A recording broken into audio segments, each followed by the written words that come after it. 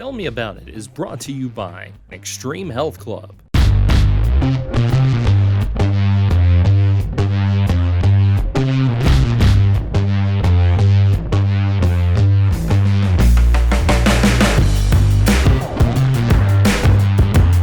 Trojanettes, KY Sports TV, James Brown, 104 The Score. We are on Glasgow Electric Plant Board, Channel 6, the local channel, on Tell Me About It. I don't know what episode this is. We've been rolling for a while. We figured that out. We've been here a year. A year. It's a long time for me. Yeah. It's a long time. Yeah, is that right? It's a long time. Yes.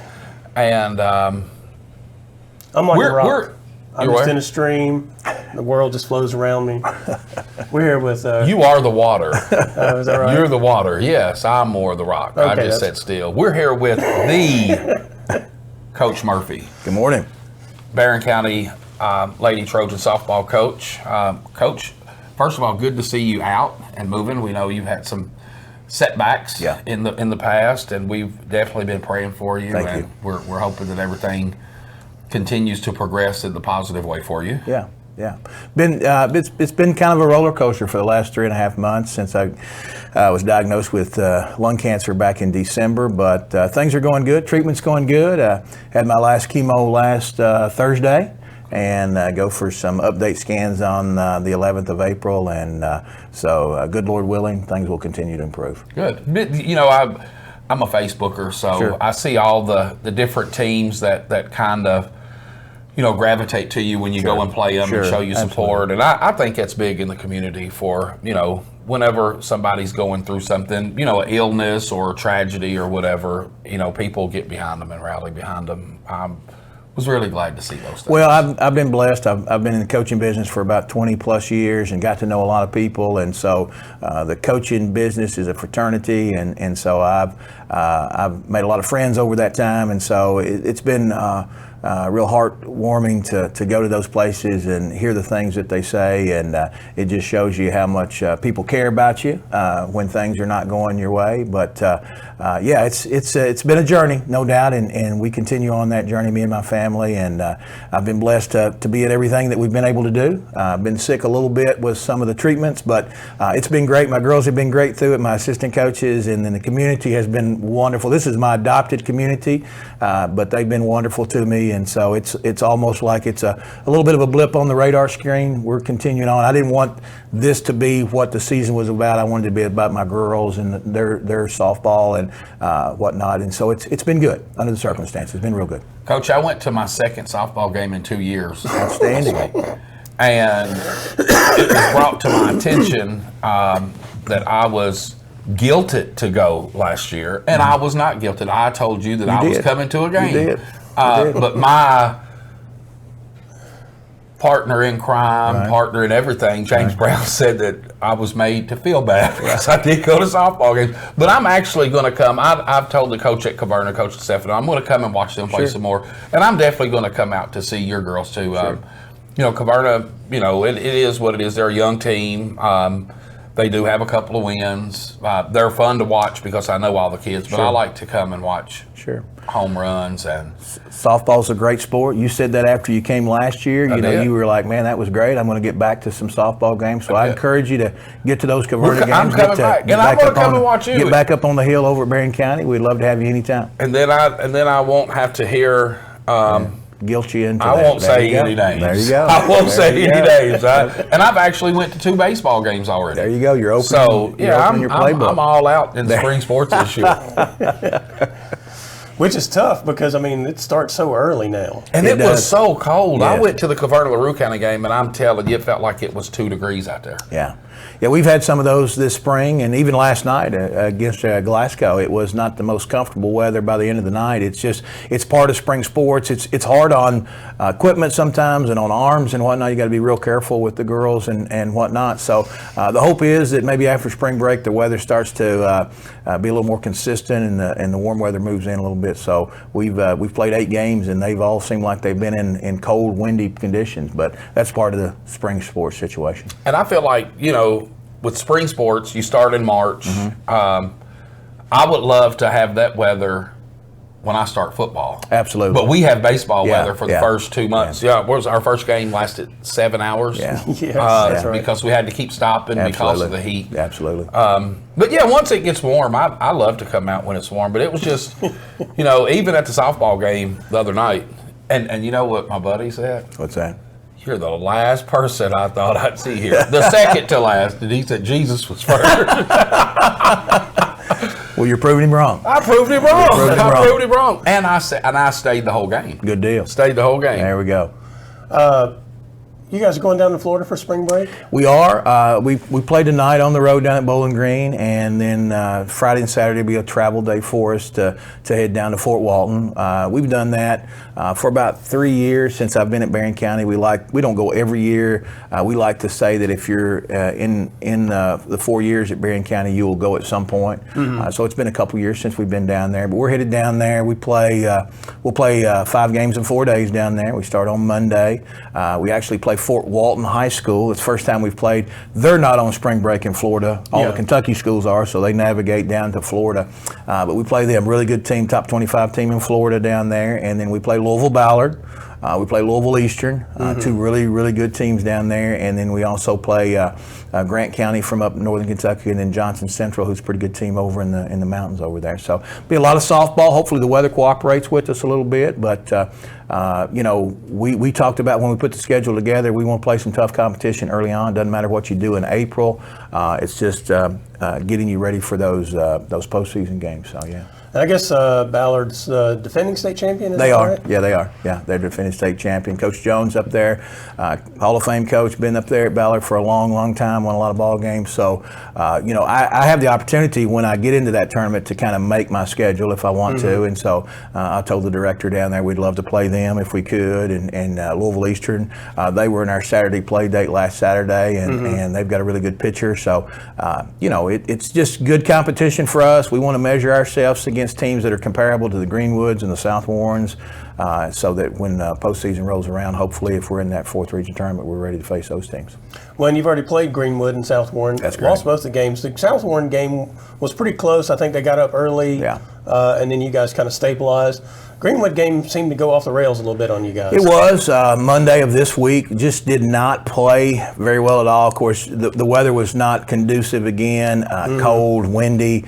But now, listen, Greenwood's a defending 4th region champion. It's not like we're playing a team that's middle of the pack or lower end of the region. They are a team that beat South Warren last year with Cade Murray in the circle. So she's gone on to Lindsey Wilson now. But they 1 through 9, they're just as good as any team that we'll face as far as hitting. Did not play our best game pitching from the circle or defensively. We had 6 or 7 hits against the Bird Girl, who's a pretty good pitcher for them. But just kind of one of those games where it kind of got to snowball and kind of got away from us a little bit. We pitched a couple of different kids there. So, again, we want to see where we're at and measure up to them early in the season so that as we move throughout the season, we see progress being made and hopefully be able to compete. It was just kind of one of those games. Every once in a while, you'll have one of those games where you just, lots of things don't go your direction, and that was kind of one of those nights. I think the thing that surprised me about the game was the week before they had beaten Warren East 10-9. Yeah. I suspected that game, your game with Greenwood, was going to be very similar to that because I figured they were going to score runs because they can slug the ball. Yeah. But I just figured you guys would be scoring more runs. And that's kind of where we're at right now. I looked at their schedule over the weekend. Saturday when we played, they also played down in Marshall County. And in 2 games, they scored 40 runs against Marshall County, which is typically a pretty good team. They scored 20-something, and then Ballard Memorial. So I knew they were going to score some runs. And hitting is one of those things, especially early in the season. It's a timing thing. And obviously, if you were at the game last night, we struggled a little bit with timely hits last night. So right now, we're kind of in the 8-game mode into the season. Hitting's not where we want it to be, obviously, but I'd much rather have that 8 games into the season and be able to work through some things as opposed to, hey, we've got 2 games left to go here and we're struggling a little bit. So they were more in the zone, barreling the balls up than we were that particular. And yeah, there's been some Warren East in our district there. They've had some scores. They beat Logan County for the 2A championship, and then Logan County came back the next night and beat them 13-0. They're kind of young, so so not sure exactly what happened. I don't know if Bird pitched in that game for Greenwood or not, but East is a team that will put the ball in play a little bit. So it's early on in the season, it's kind of toss up as it relates to hitting a little bit. Yeah. With that trip to Florida, is that part of what you do? Is you guys go down there? You're kind of away from school. Right. You're away from the daily functions that the players go through, that you go through, that kind of thing, and you guys can kind of get together and focus on maybe intensity and just the environment of the team. Sure. I mean, you want to be able to focus. That's what we talk about all the time. And then when you're playing teams like that, when you're playing Fort Walton High School, when you're playing Ballard, when you're playing Eastern, you got to be locked in. And so it's a fun trip for us. It's a kind of a team building trip for us. But also at the same time, that's pretty much our day. Where a normal day is a school day, and then after school, we'll play games at 10 o'clock in the morning or 2 o'clock in the afternoon. So it affords us the opportunity to see how those kids respond to good competition, as well as being locked into what we're trying to do. So it's a good trip for us. We like to play good competition. We like to play things kind of out of the norm there. It gives us that opportunity to see how our kids respond to things that are just not like a normal day. Yeah. Any questions for him? I did the first part. Okay, well, I got more then. I did the community service part.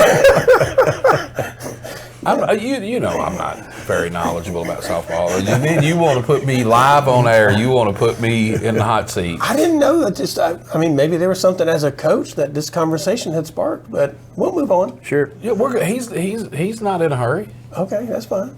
You was just in flow. Y'all were in flow. Okay, cool. So I was kind of like, you remember the old table tennis game on Atari where the ball just went? Exactly. So I'm just going back and forth. Yeah, I was Soaking it up. watching. There you go. Yeah. Well, okay, that does. You mentioned the district teams, Warren East, Allen County, Scottsville, and Glasgow. You guys have already opened your district schedule with Glasgow. Wednesday was supposed to be Tuesday, but weather didn't cooperate. Right. Won that game 8-2. Did anybody hit any home runs? There was not. No There were home a couple runs. off the fence. Yeah, no home runs, but no I was just like watching them. no home runs. I'll tell you what, the wind has not been conducive for home run hitting so far this year. No, we have had quite a bit of weather to deal with, and the wind has been a factor in about every game that we played in. Yeah, no doubt. I mean, because the tournament you guys hosted, there were several during the day Absolutely. that would have gone out normally that just did not make it. Anytime we're at home and the wind blows out of the north, it's blowing in. So when we play at home and it blows out of the south, it's blowing out. So obviously a cold front had moved through the night before, and the wind was out of the north and it was blowing in. So like you said, there probably were 5 or 6 balls that would have normally been out throughout that day that did not. We did not have maybe one home run the whole day Saturday. Yeah. So Trevent, you want to go to one of their games whenever the wind's blowing out of the south. So check that Out of the weather. south. Yeah, There you because go. they're going to Does list the about it. barometric pressure ever have anything to do with that? Well, it could, possibly.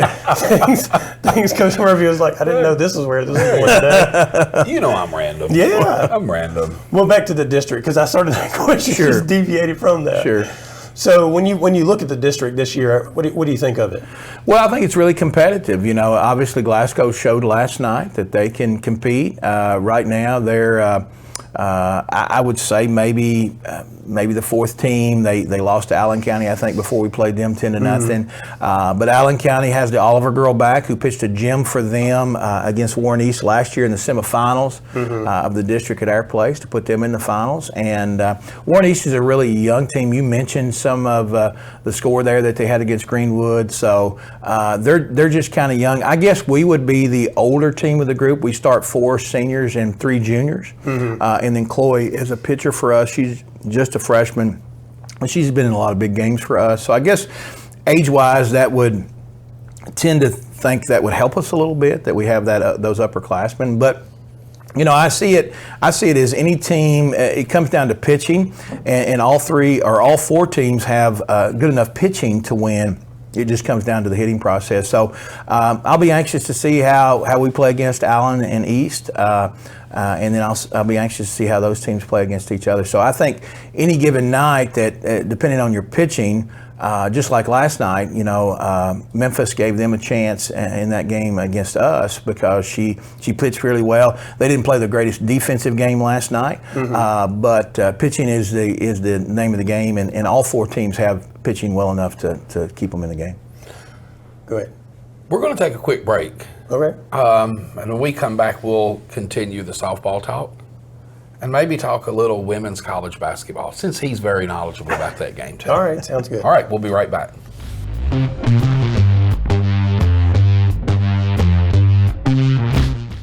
Extreme Fitness has doubled in size, now with over 8,000 square feet of co-ed weights and an upgraded 90-degree saline therapy pool. The Extreme Fitness campus also holds the exclusive Extreme Fitness for Women complex and Extreme Blend smoothie bar. You have to experience the variety of classes to realize the impact they have on their clients. Personal training is with the best in the business and is available and tailored to fit individuals. So start your journey today at Extreme Fitness and Health Club.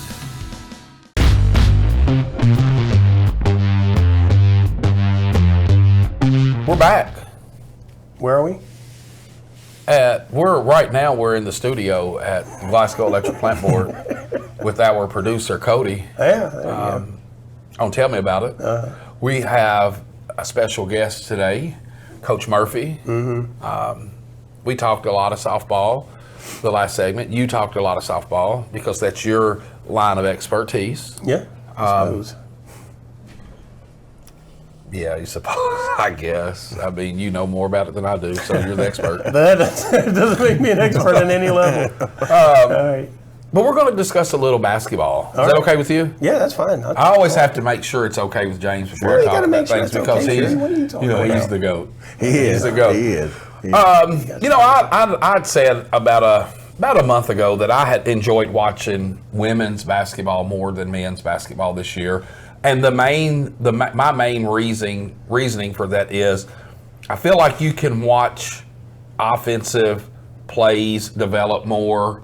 It's a little more slowed down. It is. And you can really see what's going on in the game. And a lot of time in the on the men's side, it's just so up and down the court. You never watch. Right. It's one-on-one just about 80% of the game. But with that being said, there's so many great women's college players out there.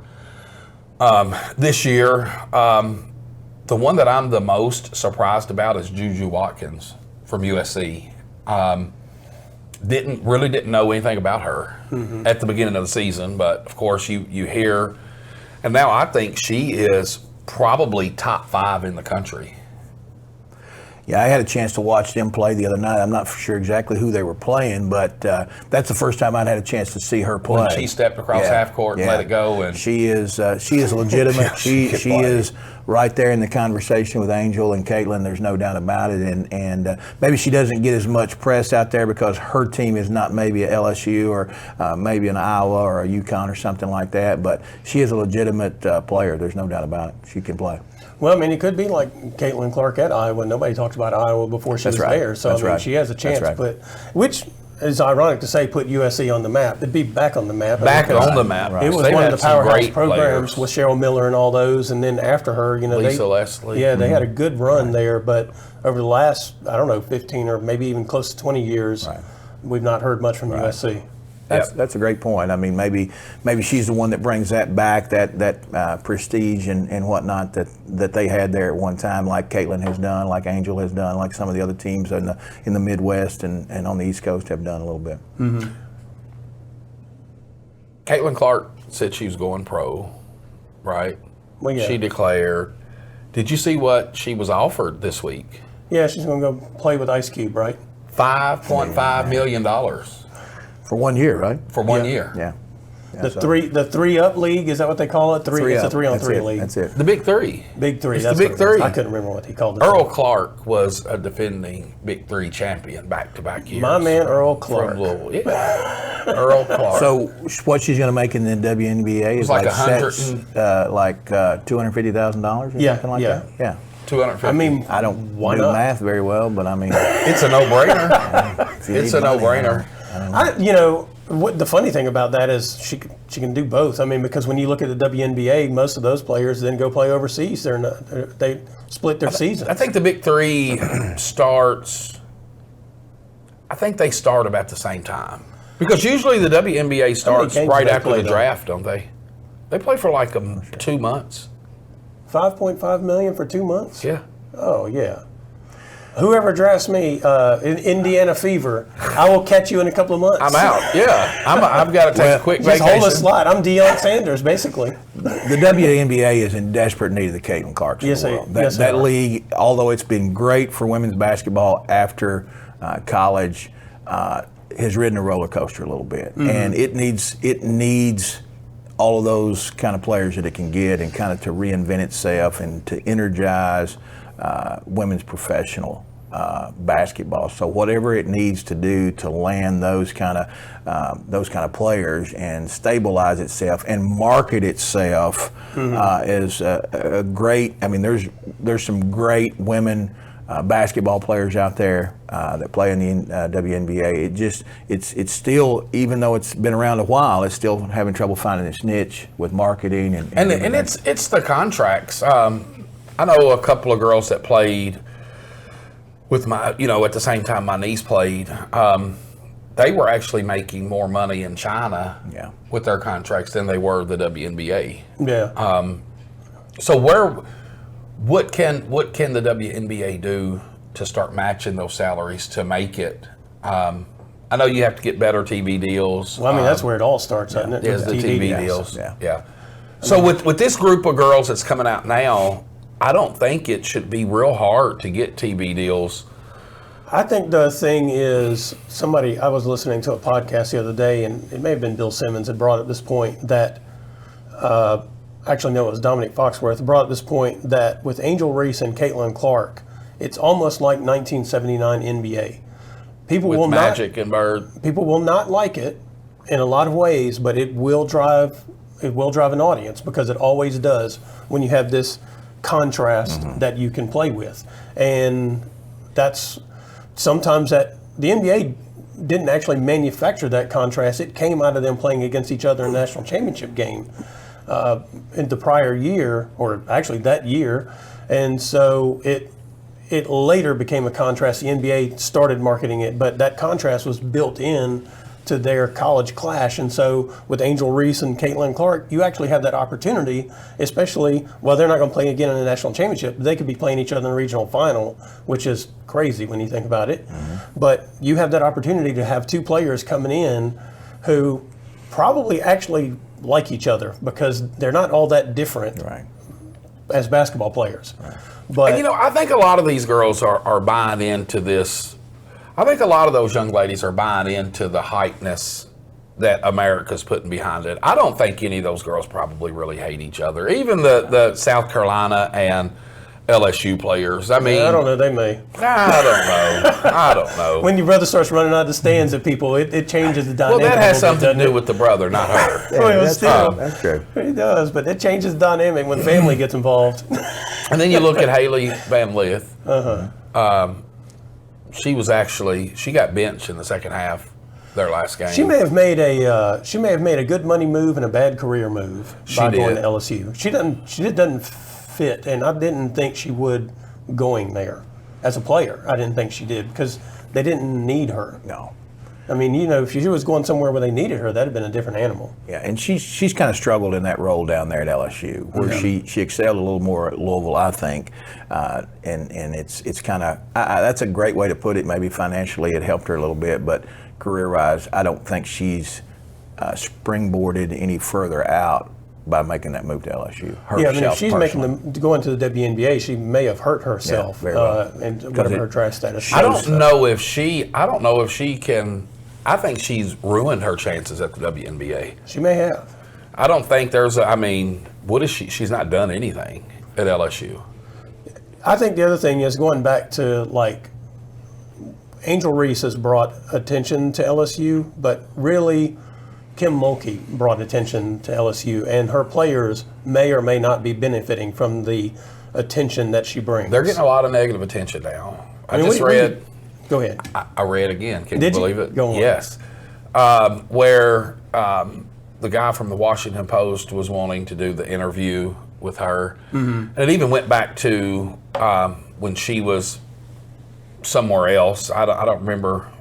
Maybe she had just got to LSU, but the guy basically stalked her and called her former coaches and told them that he was there with her and he needed to get some questions, and she wasn't with him.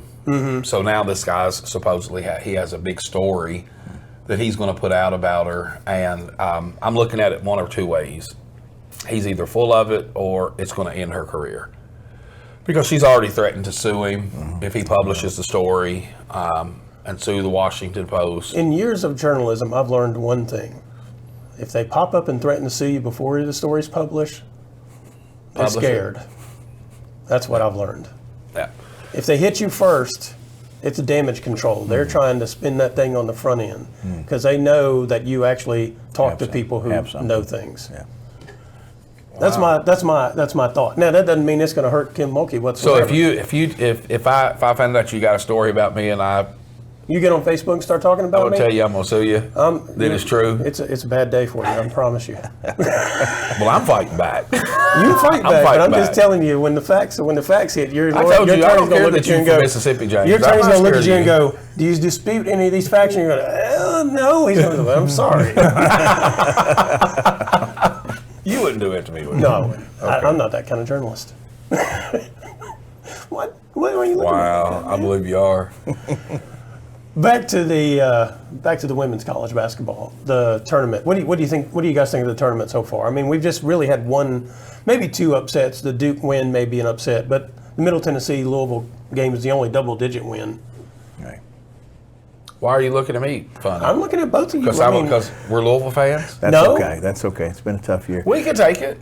Well, the women's tournament's set up a little bit differently than men, when you play games at home. And Playing at home and that is makes a big deal. difference. You think back to that Iowa game the other night against West Virginia. Man, West Virginia gave them every bit of what they wanted there, but I think the home crowd made a difference for them in that particular. And the home referees. Yeah, well, I mean, it is what it is. We say what we want to say. So yeah, exactly. But I think it's just set up differently. Yeah. We talked about it earlier. The men's game is more of an individualized pick and roll, two-man game, where the women's game is a little bit more of a structured. Obviously, you have kids like Caitlin and Angel and Juju that can dominate a game, but it's a little more predictable, to be honest with you. And then you throw in the home court advantage there for a couple of games, and then you don't see as many upsets as maybe we see in the men's game. So I think it's kind of gone, like you said, maybe with the exception of one or two games, kind of as predicted, so to speak.